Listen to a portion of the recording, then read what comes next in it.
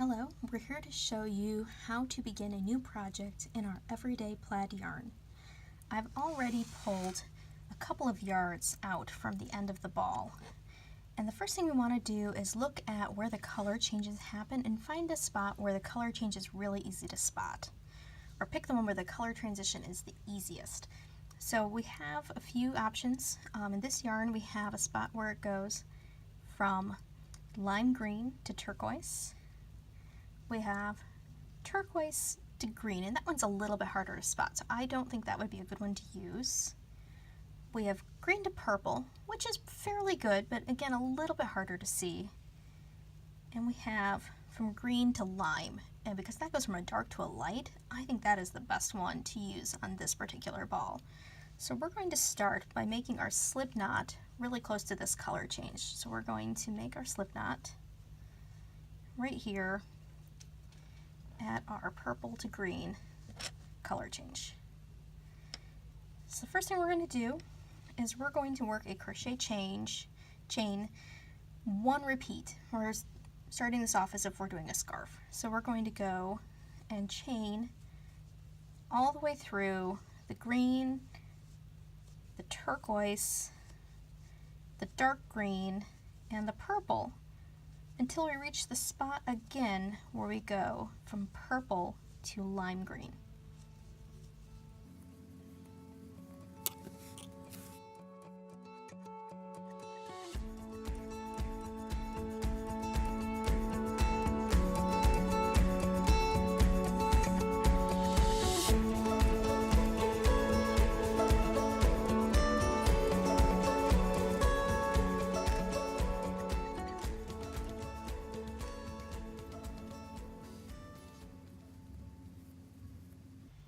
Okay, so I've worked my crochet chain all the way through. So my last chain is fully purple, and my yarn coming off the hook is that lime green. So now I'm ready to start my first row of our linen stitch, which we found is the best stitch to use for the planned pulling projects. So to start that project out, we're going to skip the first two chains and work a single crochet into the third chain from the hook. Chain one, skip the next chain, single crochet, so a single crochet, chain one, skip one, single crochet, chain one, skip one. And it's really important this first row to try and get comfortable. Whatever the tension you feel is going to be, like if you know that you're always really tense and you're always crocheting really tight, try to do that on this first row. If you know you're always a fairly loose crocheter and you tend to be really relaxed on your projects, whatever your normal tension is, you're going to be the most successful with these projects if you can work at that tension on the first row of your project. We're just going to keep working right across. And keep working that linen stitch.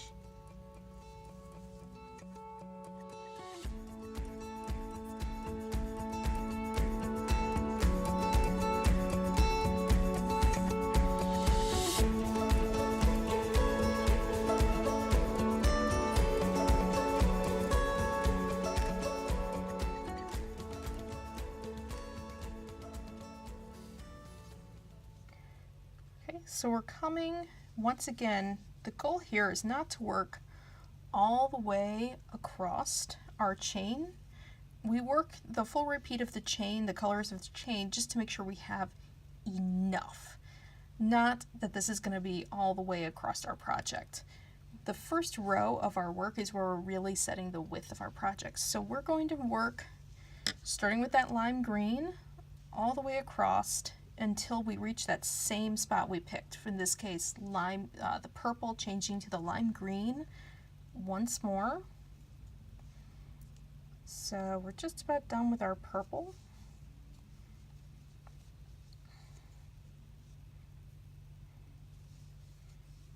And there we go. And there we are where we've reached the end. So I've done my last full single crochet in purple, and now my yarn is coming out lime green, which is just where I was at the end of the chains. Now what we want to do to get our project shifting is we don't want to stop right there. We actually want to take our yarn off our hook. We want to unravel it and unravel that last single crochet. And what that's going to do is it's going to let our color shift one stitch every row. So now to change to the next row, we have a chain 2, we turn, and when we work that first single crochet into the chain 1, this is kind of right in that transition spot, but it's kind of in that spot where our first stitch is still technically in the purple, whereas at the other end, our first single crochet is definitely where it's already turned green. And as we keep going, what'll happen is the beginning of the next row will have the first 2 single crochets are purple, and the following row, the first 3 single crochets are purple, and our color is going to keep shifting one stitch every row.